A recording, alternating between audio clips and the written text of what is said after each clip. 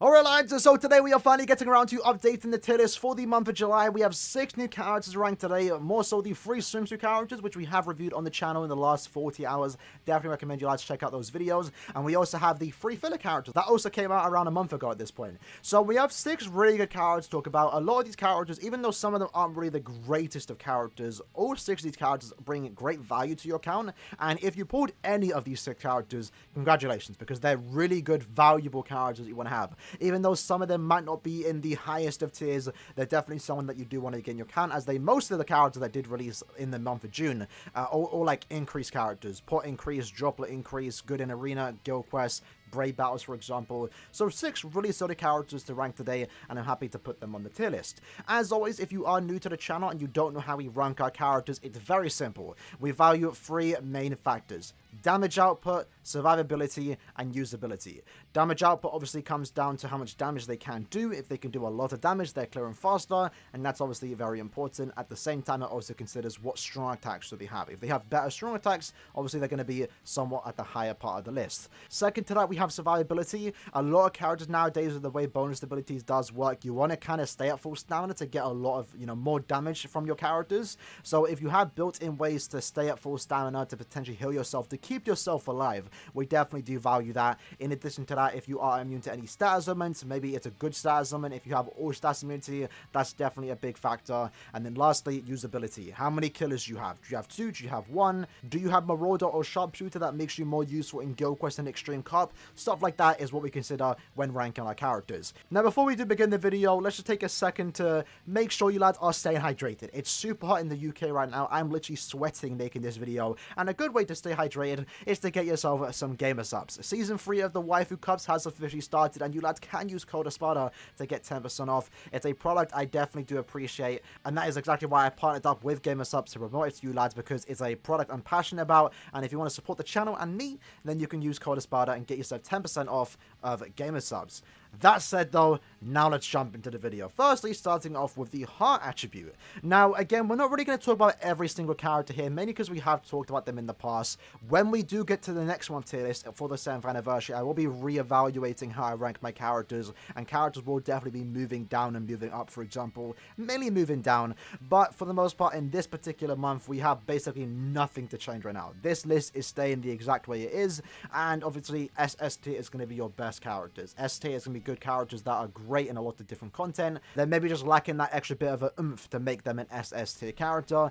A tier characters are great. A lot of times, if you are an SP character without Havoc, for example, Havoc, if you don't know, gives you more range on your strong attacks. Definitely do appreciate that. A lot of really good SP characters without Havoc normally get placed into A tier. And if you are a NAD based character, a normal attack damage character with Flurry, and you don't get guard break, you're more so likely to be an A or B tier. So S and SS tier are like the really good characters, and A tier characters are also really good depending on the situation you do use them in. So for this particular video, we only have 1 new heart character, and that is Isane. So where exactly is Isane going? Now, I was kind of indecisive on where I should put her, but instantly, she is an S tier character. Isane is a really good character, and what I was questioning here is like, who do I put higher? Do I put Shinji higher, or do I put Isane higher? And I'm more inclined to put Isane as like the #1 best S tier character for the heart attribute.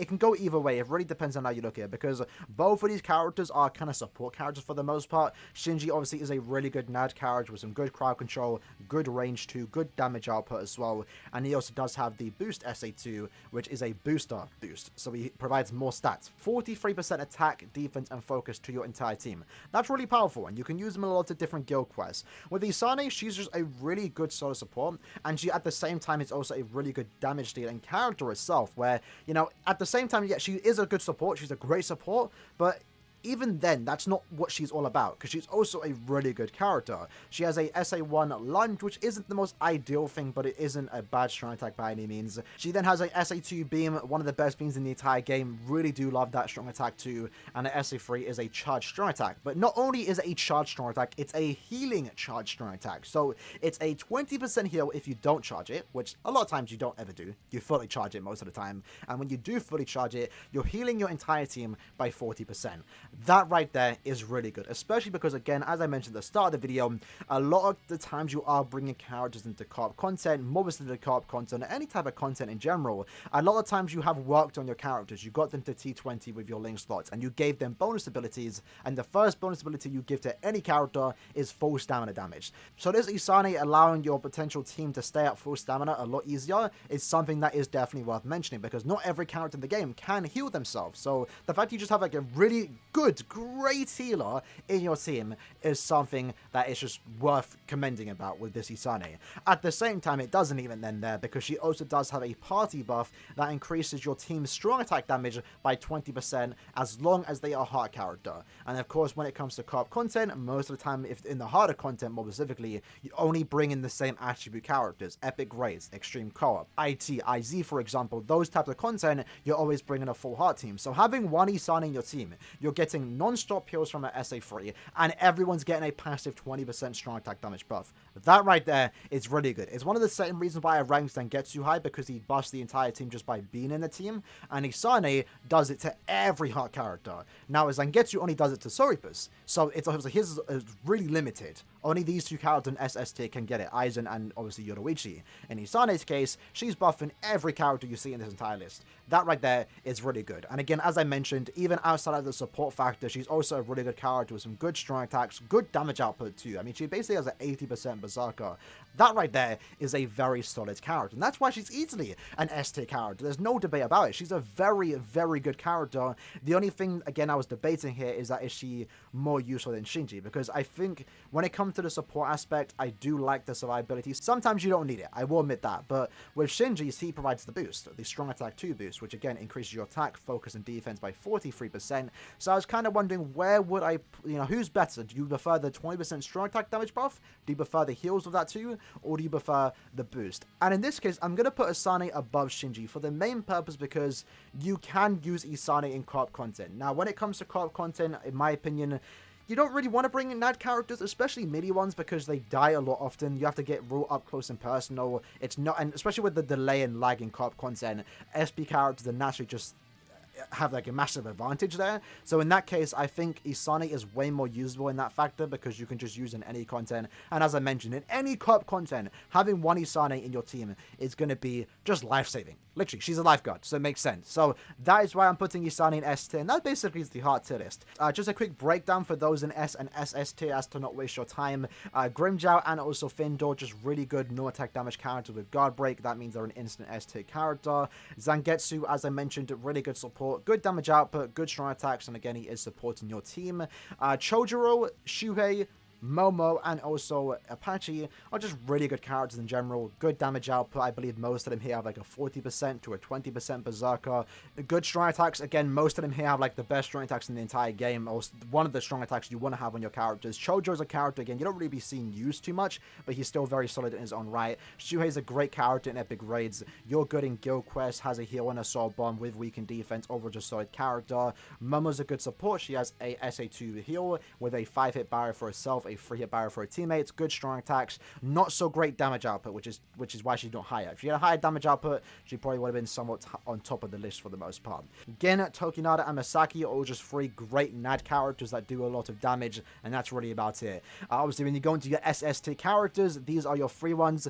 Nini, I do want to clarify, more so wants to have killer to be really good, but even outside of that, it doesn't matter. In her case, she does have 2 killers, that being Soriba and also no affiliation killer. We did see last month in Inheritance Trials, they've now changed the way Inheritance Trials can work depending on the IT quest you are up against, where you are now going against 2 killers. So for example, last month IT had no affiliation enemies and also Soriba bosses. And if you're bringing a no affiliation killer character, when you go to the bosses, you're doing significantly less damage. In this case, Nini was almost designed for that particular stage, and she really did excel in that because she does have 2 killers. She has a good damage output. She non-stop inflicts weakening, thanks to the fact that every 5 seconds, she has a 12% chance to inflict weakening, and she also does have an increased chance of inflicting weakening against Soripas and no affiliations. So when Nini has killer, she's a very solid character, and she also has really good strong attacks. And then, of course, you have the king and queen of the heart attribute, Yoruichi and also Aizen.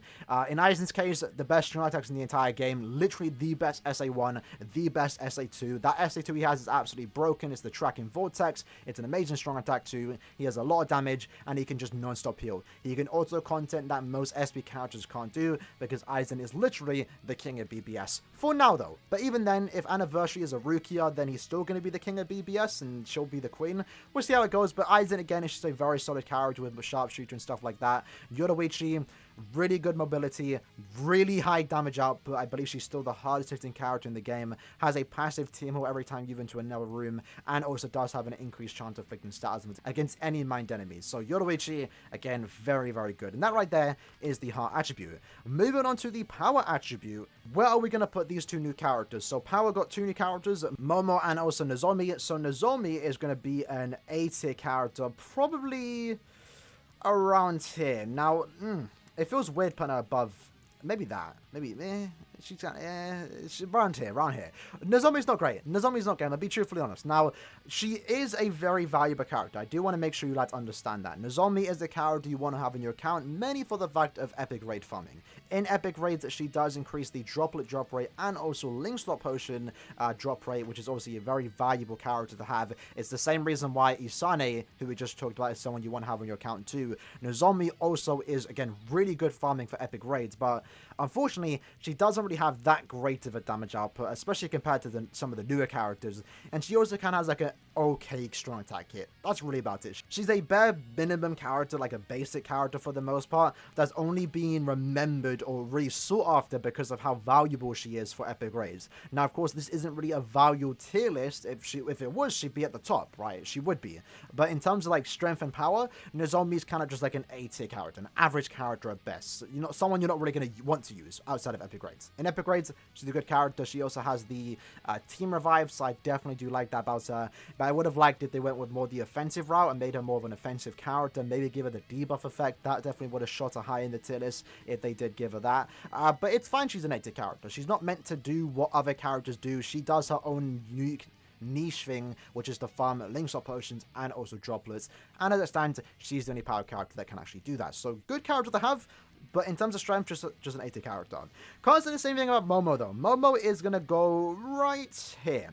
So it's kind of weird because I do prefer NAD characters that are ranged. If you see most of my tier list videos again, I like to put my ranged NAD characters above, you know, melee NAD characters, because for the most part, ranged characters have a better advantage in co-op since they get more range, right? In this case, Momo versus Soifon, who coincidentally are both power characters with a boost and also have no affiliation in killer. I do think Soifon is better as a character. Obviously, Momo's more valuable since she's a super Linkster character and also a normal Linkster character, so Momo definitely has the valuable aspect over Soifon.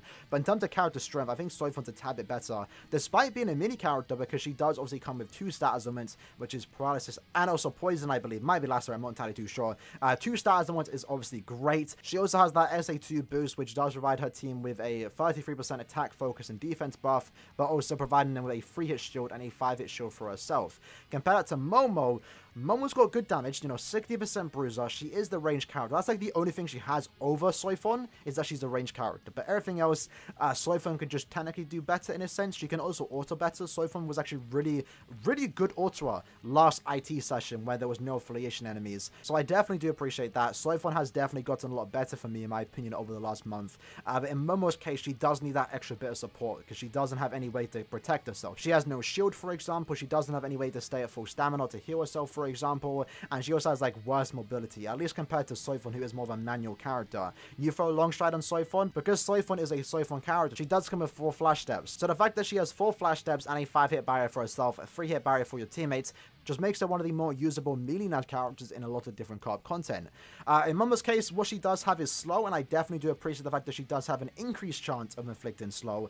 That's definitely something I do like, and again, before this character, I didn't really see the usage of slow in PvE co-op content. And I do like the idea of this character, but I would have preferred if she got another status element than slow, because it's not really that, it stops her from taking damage, but it doesn't fully stop, right? Because they can still hit you. There are times where I slowed down a boss, for example, and I wasn't able to kill them as they got closer to me, and because of that, I still took damage. Obviously, if, let's say, she had paralysis, she would have just outright stopped them from doing any damage for 7 seconds. Either way, though, I don't want to downplay Momo. As you can see, I did still put at the top of S tier. She's a great character. I do like the fact that she does have an increased chance of inflicting a status element, in this case, slow against any technic enemy. That's going to be really good for IT, where she's designed for, because she is an IT character. Because she does increase the amount of super links or potions you get just by having it in your team.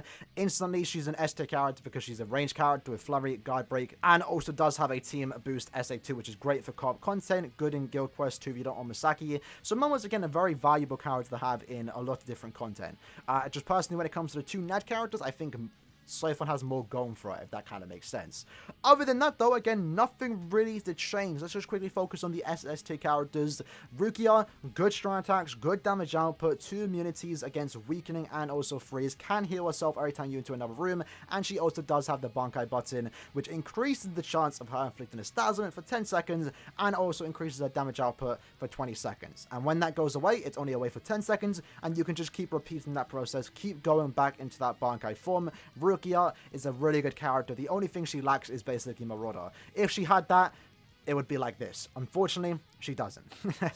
Kisuke, again, really good survivability, is immune to every status zone, and has the best SA2 in the game, which is that tracking vortex. Definitely love a strong attack 2 like that. He also does have good damage output, since when he does inflict status elements, he gets an increase on his SP, which is very good. He also has 2 status elements to inflict. Again, Kisuke is a really good character. Kenpachi, great strong attacks, really high damage output thanks to his Frenzy +2, increased damage in co-op content, and also when you are at full stamina, you get 40% more Berserker. That's really good. And he also has status element reversal, so if you do get inflicted by a status element, you can potentially heal back up to full stamina, so I do like that extra bit of survivability.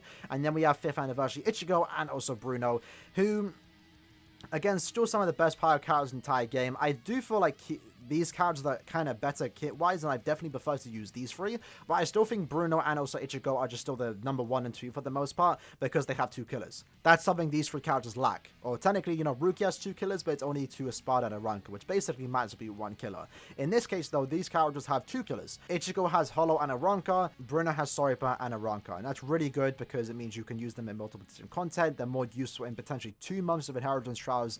Obviously, when you have killer, you're more inclined to be used there. Really good damage output. Ichigo can inflict weakening, has that charged SA3, good strong attacks, and then Bruno has bombardment with weakening. That's really, really good for Guild Quest, for example. You can basically be like a sub 1.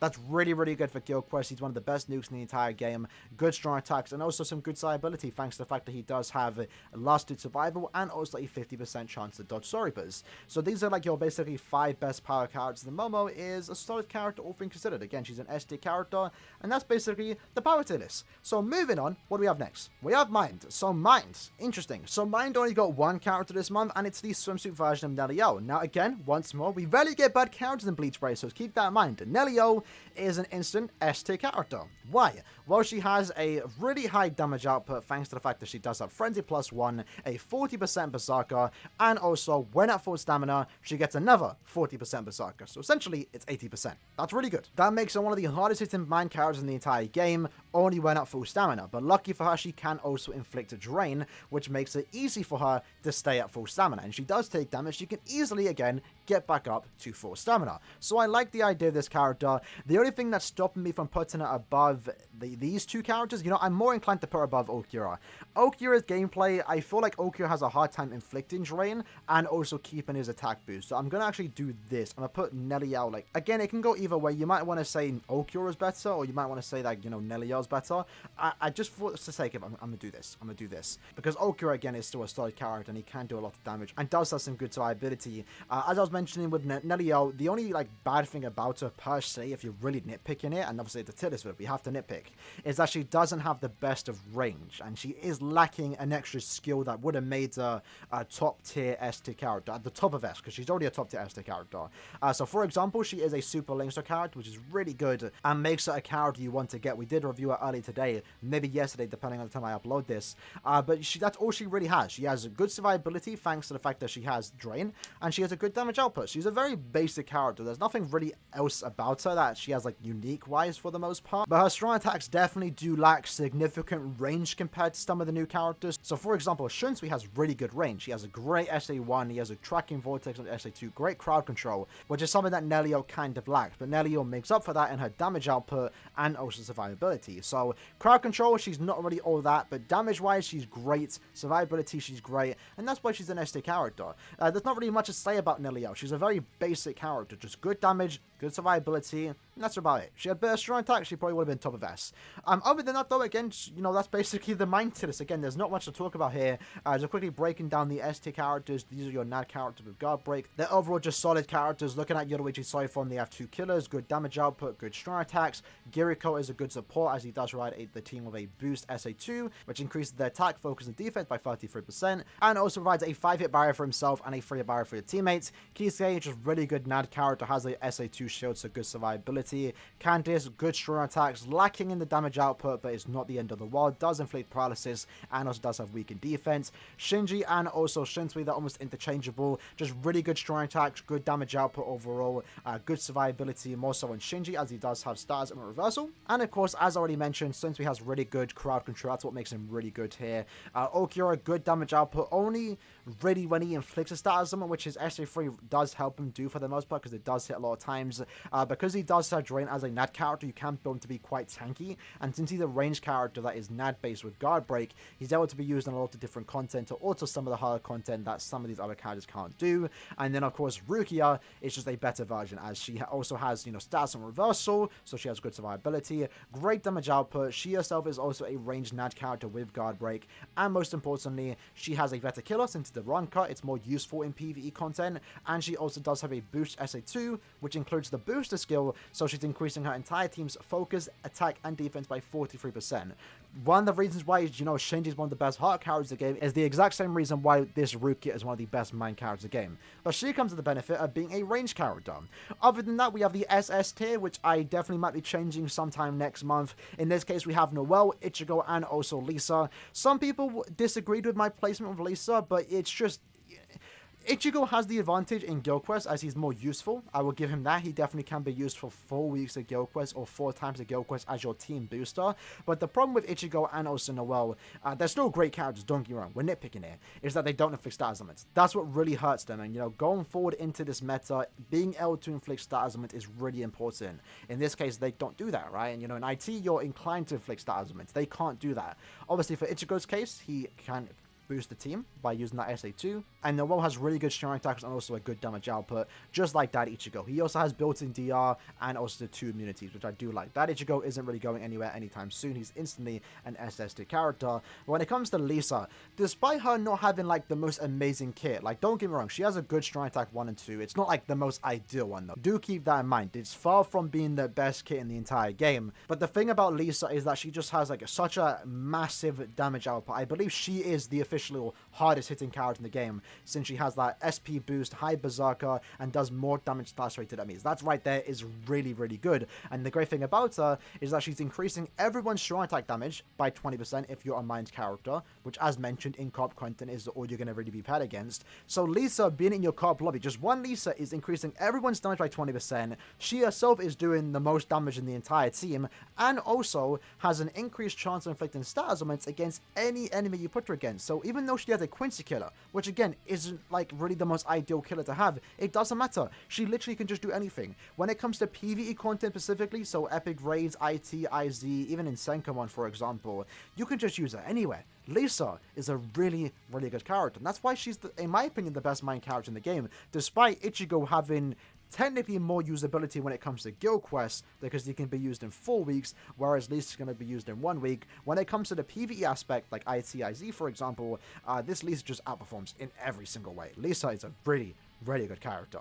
With that said though, Now let's move on to the speed tier list, which we only got one character this month. In this case, it is Speed Kagarosa. So where exactly is he going? Well, I'm going to put Kagarosa top of S.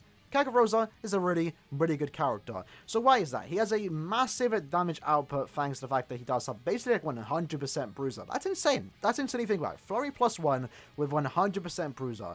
Like almost no other Nad character can do that, right? He also has a really fun and fast Nad string, which I definitely do like on this character. Which I definitely do like about this character. And it gets even more insane when you use him in guild quests, the no affiliation guild quest. And because he does so much damage, you can basically use him in 2 guild quests, the melee and also range no affiliation guild quests, when he gets more range damage and also more killer effect. It's 50% in guild quests, 30% in guild quests for his range damage. It's 10% outside of guild quests and 30% killer effect outside of guild quests. So he just has like massive damage output for a Nad character. I believe right now he is the hardest hitting Nad character in the entire game, which is absolutely insane. He's a really good character, and also at the same time is boosting speed attribute characters' normal attack damage by 20%, which can be useful in maybe future epic raids, for example, when he is a bonus. Also does have last ditch, so he has that extra bit of survivability. His SA2 obviously is a vortex, so I definitely do like that, as it does provide some decent crowd control. So Kagarosa is just a very solid Nad character. The only reason why he isn't in SS tier is because he doesn't auto like Jushiro. Jushiro just has better survivability,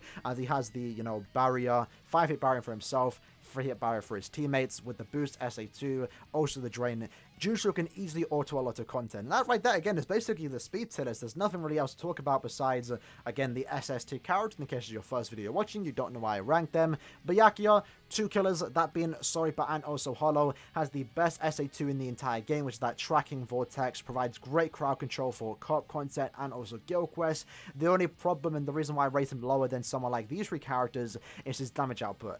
40% Berserker is good. But it's starting to not be good enough for the most part. The bare minimum nowadays is almost 40% Berserker. At the same time, he unfortunately cannot inflict any stat ailments. So while it's true he makes up for the fact that he has like great usability and also great crowd control, damage-wise, he is definitely on the slower side.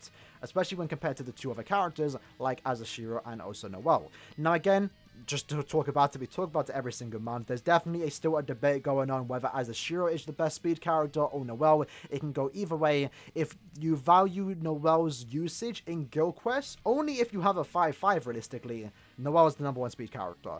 But if we're talking about PvE content, personally I prefer Azashiro because he has more going for him in a sense, because he has that really good survivability with the drain, has the 50% chance to dodge against 2 affiliations. I definitely do appreciate that. And that's why when he first came out, I said he was the best speed character. And again, to a certain extent, I still think he is the best speed character in the entire game.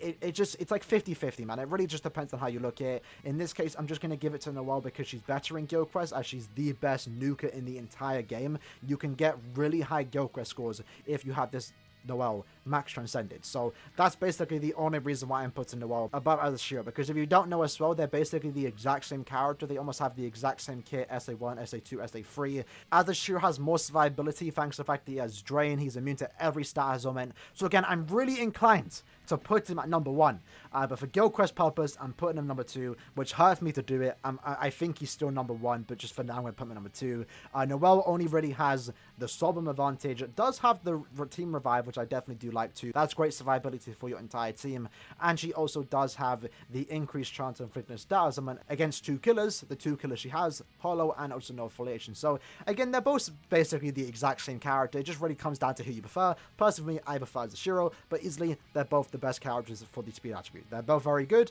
and definitely worth going for. So yeah, that's the speed tier list. Moving on to the technique attribute. So what exactly has changed here? So for starters, I'm going to move up Koga. Koga got a good resurrection, so I think, yeah, he's a B tier character now. He's not too bad. Obviously, we do have the Grimjar resurrection, but we're not going to rank him up till next month because it hasn't officially come out just yet. We know about it, so he's going to definitely move up, but just for now, we're going to leave him there. So this month, we got basically just 1 new character, so the technique attribute is kind of just a bit disappointing, isn't it? You're going to go, like, here. It's like here. He's alright.